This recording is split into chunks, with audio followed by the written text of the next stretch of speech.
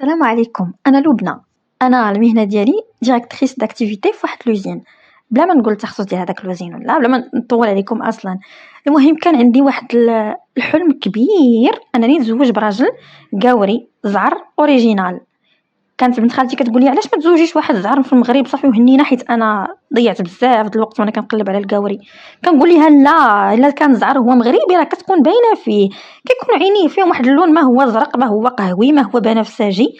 ولكن الا كان زعر جاي من بلاصتو زعر يعني من الغرب راه كتلقايه زعر اوريجينال، الشعر صفر العوينات مشفرين العوينات زرقين ولا خضرين ولا كري والبشره ديالته كتكون زعرا صافي. وانا كنت خويبه شويه ما كنتش زوينه زعما، ومع ذلك كنت كنقلب على راجل يكون رائع الجمال صافي. انا كنت باغا غير الزين، هذا هو لو كريتير اللي حطيت.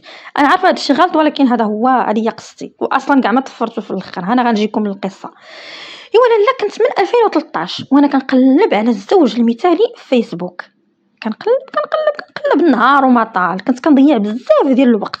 وديك الساعه كنت كنقرا وكنت قرايتي مزيره بزاف. مع ذلك كان ضروري سنه مؤكده انني ندخل ساعه ولا ساعه ونص الفيسبوك نقلب على زهري صافي. كان كيقول لك كاين اللي رزقها كيجي حتى لعندها، كاين اللي كيجيبوه لها، كاين اللي هي كتقلب عليه، وانا من دوك اللي كيقلبوا عليه من هذاك الفوج. ولا بقيت اجوتي الناس، اجوتي غير هادو القور. ما عمرني اجوتيت شي مغربي ولا شي عربي ولا شي خليجي ولا شي مصري كاع والو، ولا ناكسبتيه ولا مستحيل. وكنت دايره تصويرتي الحقيقيه في البروفيل باش من الاول تحطوا الارقام على الحروف بلا سناب بلا والو. اصلا ديك الساعه ما كانش سناب وما كانش هاد الثقافه.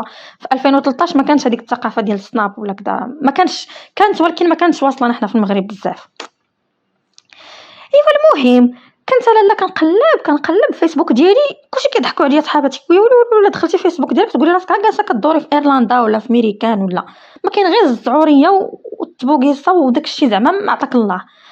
ايوا اللي هضرت معاه كنشوف راسي ما غنطولش، وكنت كنهضر بلونجلي يعني واحد لونجلي مسلكه ماشي ديك لونجلي. المهم وكنت هذا كنتواصل معاهم، يعني كنعرف نهضر ونسولو ونتعرف عليه. وهادي ها اللي كنلقاه مزواج، ها اللي كنلقاه ملحد، ها اللي كنلقاه عنده شي مشكل نفسي، ها اللي كنلقاه عنده شي افكار هو ما سميت لي الله يستر، ولا كل واحد كيفاش داير. المهم ايوا داكشي ولا عندي بحال شي مرض نفسي، بحال شي واحد البروبليم كبير ولا تابعني في حياتي. خصني نلقى راجل يكون زعر صافي. قلتها لبنات صحاباتي وكل شيء، والله ما نتزوج انا بشي مغربي واخا يكون هاد الراجل القوري زعر، واخا يكون كيما بغا يكون، المهم يكون زعر. ما عرفتش انا هكا كنت باغا نولد وليدات عندهم عوينات زرقين وما تخربيقوا صافي. صافي فاش شافوني البنات كان زعما زدت فيه وهذا قالوا لي ها انت راه كاينين الدراري زعرين معنا وكذا سورتو في القرايه وهذا. واحد النهار ولاوني واحد الدريه الله جا قالوا لي اجي راه واحد الدري زعر في القرايه ملي كنا كنقراو قبل ما نتخرج. واحد الدري راه زعر فنيون عويناتو خضرين وعينيه مشفرين والشعر قهيوي وغزال كيوصفوه ليا. صافي انا تخيلت ليوناردو دي كابريو شخصيا واقف وكيشكروه ليا شكروا ليا. هما اصلا واحده منهم واحده كانت سميتها اكرام كتشكر البياته في الحبس، اي حاجه كتشكرها هي. ايوا مشيت قالوا لي انت غنمشيو غتشوفيه من بعيد غنوريوه لك غادي تلفي اللي في يديك غادي تلوحيه. مشيت انا قلت الله الحلم غيتحقق غير هنا في المغرب في البلاد. ايوا حقرينتي البلاد. ايوا فاش بقيت غادي هو يوريوه ليا قالت لي شوفي راه هو. قلت لها ويلي ما تقوليش ليا هذاك اللي داير الشعر ديال العربي باطمه. ويلي قلت لها اش داكشي الرام تاع الشعر وشويه كوكلوجه كيبان عنده اللحيه والمسطاج زعرين بصح والشعر زعر ولكن شعره كثير وكيبان وجهه شويه في وسط الزغب. وقلت لها لا اختي لا ما انا ماشي بغيت هاد النوع ديال الهيبي وكذا. قلت لها صافي اخر مره مازال تقولوا لي شي راجل ولا شي حاجه اخر مره اختي خلوني اختي نعوم بحري لقيتو ما لقيتوش صافي اللي ليها وما رضيتش جابوا لي هذاك راس القرنبيط راسو بحال الشيفلار. ايوا ماشي مشكل. قلت لهم اخر مره حطيت معاهم النقط على الحروف. قلت لهم اخر مره شي وحده تبروبوزي عليا شي واحد كزوج ولا خلوني نكمل البحث ديالي. راه اللي قلب على شي حاجه كيلقاها واللي دار راسو في شي حاجه يعني وبقى مستمر يوميا كل نهار راه كيحقق النجاح. كون عادت شي حاجه تنفعني في حياتي كون ما عرفت فين وصلت. الحمد لله اللي قرايتي ما زقلتهاش الحمد لله. ما عرفت كي درت حتى مشيت بخير في القرايه. ايوا لا تجا النهار الكبير وبقيت كنهضر مع دوك هادو اللي عندي في فيسبوك وانا نلقى واحد سميتو تيودور واخا السلام كي داير صافا، كنهضروا انا وياه، هضر معايا بلونجلي. قلت الحمد لله، اذا هذا ماشي من روسيا ولا شي بلاصه، المهم يقدر يكون من روسيا، المهم على الاقل كيهضر لونجلي. فاش سولتو على فين هو منين هو، قال لك من ايرلندا. الله اكبر، ايرلندا كاع هذا راه الاوريجينال ديال الاوريجينال. قلت ليه مزيان صافا، مزيان هكا كنهضروا.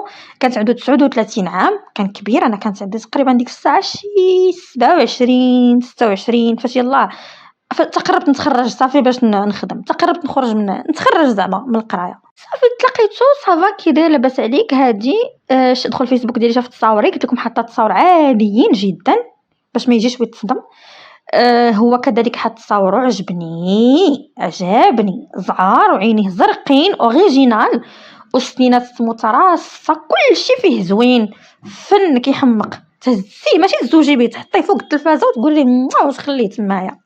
حشومه هذاك الزين يخرج يخدم عليك، ولا هذاك تحطيه في الدار وتخرجي انت ترسي وتدمري عليه انت يا اختي جات معاك. ما علينا. ايوا صافي كنهضروا، قلت هذا هو حب قلبي، جابوا لي الله شفتو هو يعجبني اصلا. انا اي واحد شفتو في ديك لا بيريود فاش كنت كنقلب كيعجبني، غير فاش كيقول لي مزواج ولا غي ولا شي حاجه بحال هكا صافي كنقلب. ايوا كنهضروا، قلت له انا راه من المغرب. قال لي راه كنعرف المغرب، جيت ليه واحد المره انا وصحابي، قال لي وعجبتني بزاف الثقافه المغربيه والمروكن فود وداك الشيء. المهم هما كيموتوا على الماكله ديال المغرب. قال لي جلست فيه مده ديال 2 الاسابيع وعجبني، وكنت في فاس. قال لك جا لمدينه فاس. ايوا قال لك الكرم وديك المهم لوسبيتاليتي ماروكين وكذا كاع عجبو داك الشيء. قلت مزيان هذا بعدا مخالط الدرب، يعني راه ماشي غادي تجيبيه يسمع لا فخيك ويتخلع ولا. حيت شحال واحد كان كيشوفني بالحجاب كيقول لي انت يا ارهابيه انت كذا. راه كاين شي وحدين المرض عندهم واحد الفكره خايبه على الاسلام وعلى العرب ولا على المهم على الناس اللي في لافريك ولا اللي في الشرق الاوسط. كاين اللي كنقول ليه في المغرب كيقول شنو هو المغرب، كنقول ليه افريقيا، كيبلوكيني صافي، كيسحب ليه افريقيا راه الادغال والسبوعه والتماسيح. هذا جاني يتفتح وقال لي المغرب عجبو داك الشيء، وقال لي واش نتيا مسلم، قلت له انا مسلمه. قال لي انا مسيحي، قلت له حنا بدينا المشاكل صافي. قلت ماشي مشكل، الديانه غادي تبدل، يقدر نقنعوا بالاسلام واخا هي شي حاجه ماشي سهله مي بون. بقينا كنهضروا تقريبا شي 6 شهور، توصلت الوقت ديال العطله الصيفيه، توصلت شهر 6 7 8 صافي. وقلت ليه خاصك تجي، وهذه حيت يوميا كنقني عليه. انا يوميا، انا ديما مكونيكتي يوميا، هو لا مره في السيمانه كيطلع. انا ديما يوميا باش ما نزقلوش فوق ما جا نقول له هالو ديما. صافي واحد النهار دزنا الهضره بالاوديو، من بعد ولينا كنهضروا في الواتساب، ولينا كنهضروا في لي زابيل فيديو. ملي كنكون في خارجه كندير ليه ابيل فيديو. ديك الساعات انا خدمت وليت كندير ليه لي زابيل فيديو في الخدمه وهذه صافي. من بعد هو يقول لي بغيت نشوف شعرك صافي. من تما قلت له لا، خاصه براسي لقيت داكشي اللي بغيتو كلشي كاين الا الفولار والحجاب، وانا دايرها عن اقتناع وداكشي. وعاوتاني شي مبادئ ما نقدرش نسمح فيهم. واخا يقول لي هو الوليد بن طلال يكتب لي برج خليفه في سميتي، ولكن ما نقدرش الصراحه. هذاك مبدا عندي ما نحيدش الزيف على شي حاجه ديال الدنيا ولا الصراحه. راه كلنا خايبين ولكن عندنا شي حوايج زوينين صافي. هو يغبر وبقى فيا الحال وجاني الاكتئاب وداكشي. من بعد هو يجي عاوتاني صونع عليا، كيقلب عليا صافا مزيان كيهضر معايا بلونجلي، حيت هما في ايرلندا عندهم 2 لغات رسميه، عندهم الايرلنديه وعندهم لونجلي. يعني بحال قلتي عادي يهضر معاك بالشلحه والعربيه بحال هكا فادنا في المغرب 2 لغات. فوالا المهم بدا كيهضر معايا، قال لي راه غادي نجي، راه كان ممكن نتلاقاك وهادي. قلت له انا اصلا بعدا ما عاجبنيش الحال ومقلقه عليك، اللي خديتي عليا نظره خايبه فاش ما بغيتش نوريك شعري. هادو راه المبادئ ديالي. قلت له انت الا كانت العقيده ديالك ماشي قويه، انا العقيده ديالي قويه. المهم بقيت عليه ديك الفلسفه ديالي كامله حتى اقتنع. قال لي بغيت غير نقول لك راني غادي نجي انا وشي صحابي المغرب وهذا، واش تقدري تقيديني وتوريني هادو لي زوتيل وكذا شي حاجه اللي قريبه عليك. قلت له بلاش عليك لي زوتيل، انت غادي دير بحال ملي جيتي لفاس ومشيتي لوطيل وكذا. نو غتجي غادي نضيفوك حنا. قلت ليه ما كاينش، ما غتخسر والو، لا ماكله لا مركوب لا حتى حاجه. صيد صدم. قال لي ما نخسرش الفلوس. مزيان عجبو الحال. هما ما فيهمش ديك النفس ديال نفس الحاره ديال الرجل المغربي ولا الرجل العربي ولا الرجل الشرقي. يعني فاش تقولي غنخلص عليك وندير كذا ما غيعجبوش الحال، ما غيرضاش. باغ كونطخ هما عادي تقولي لي اجي نخلص عليك، عادي عنده المراه تخلص عليه. المهم دخلنا المشكل الثاني، مسيحي زائد ما فيش ديك الرجله اللي انا تنقلب عليها. ما علينا، جا المغرب. المهم باش ما نطولش عليكم، جا المغرب جينا تلاقينا معاه انا وولد عمي بطوموبيل ولد عمي. شرحت ليه المشكل، جبناه من المطار هو وجوج صحابو. وهذوك جوج صحابو حتى هما كانوا بوغوصين زعما زعرين وداك الشيء. جينا ديناهم عند جدي بن حمد، وانا ديجا انا ولد عمي اتفقنا، قلت ليه لجدي راه غيجيو عندنا واحد الكورة بغاو يصوروا واحد الوثائقي على الثقافه المغربيه وجاو يعيشوا معنا شويه يشوفوا داكشي كي داير. قلت ليه راه ما غيصوروناش، غير هما غادي يكتشفوا الثقافه وكذا. دورت جدي ودورت عمامي انا وولد عمي. صافي ولد عمي كان الله يعمرها دار يعني زعما. ايوا جينا عطاوهم دار الضيافه، كانت عند جدي واحد الدار تما في بن حمد خاصه بالضيوف، ما كيكون فيها حتى واحد، فيها المنطات فيها كلشي ونقيه خاصه بالضياف. جلسوا تما ما تيقوش، قال لك واش حنا نجلسوا هنايا زعما فور فري ولا ما عندش فابور؟ قال لك قلت له فابور. جلسوا نهار يومين 3 ايام شهر من الايام، عجبهم الحال، ماشي زعما حشموا ولا شي حاجه والله لا، جلسوا صافي. كتجيهم الماكله حتى تما، كاين غير الدجاج محمر غير هذا.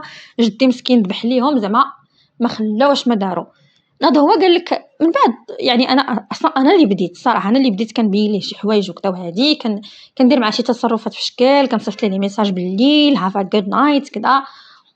المهم السيد دا كيولي معجب بيا، وعجبتني فيه لو فات انه معجب بيا بغض النظر على الدين ديالي ولا على انني، حيت انا كنت الصراحه خويبه ماشي شي وحده زوينه ولا شي زين ولا نهائيا وابدا، وكنت خدامه وصافي. هذاك هو لو سول افونتاج اللي عندي.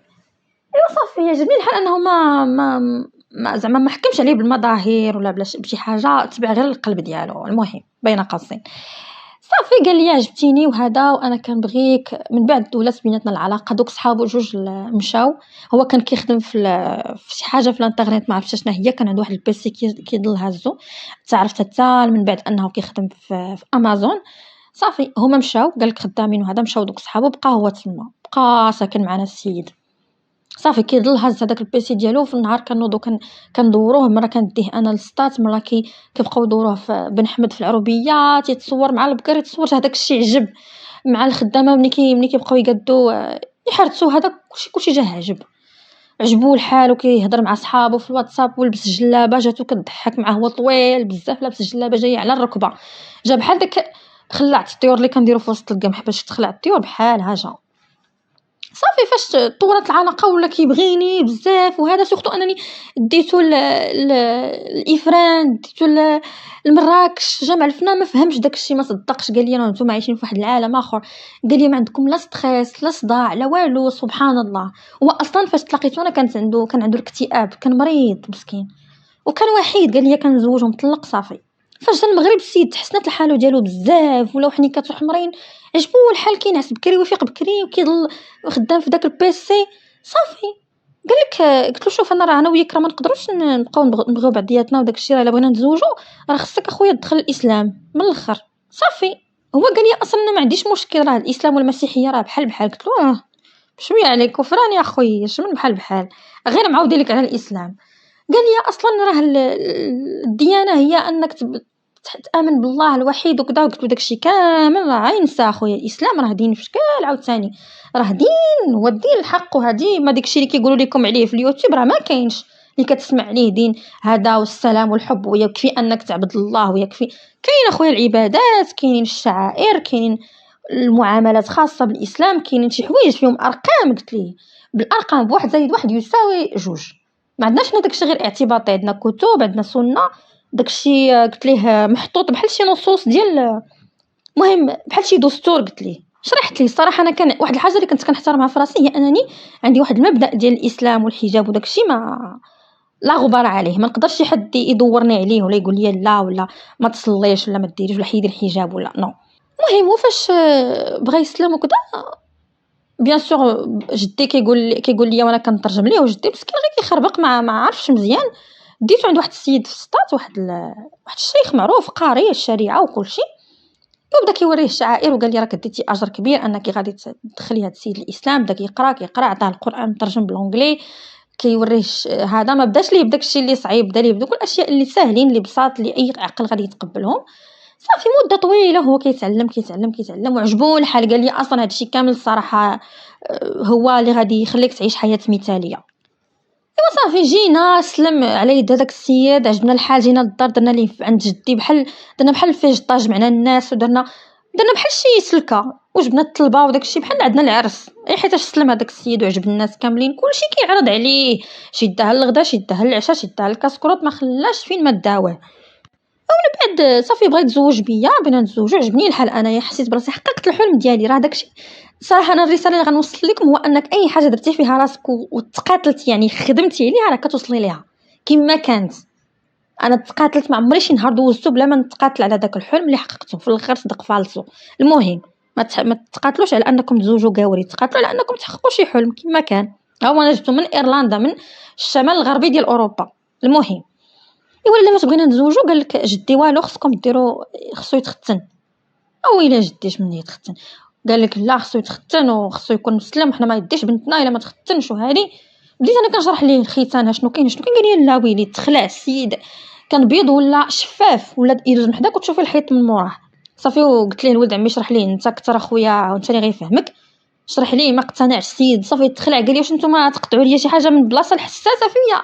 اغلى حاجه عندي تقطعوا لي منها شويه. قال لي راه هادشي غير منطقي. قلت له اخويا هادشي اللي كاين، عجبك الحال ما عجبكش تبارك الرحمن.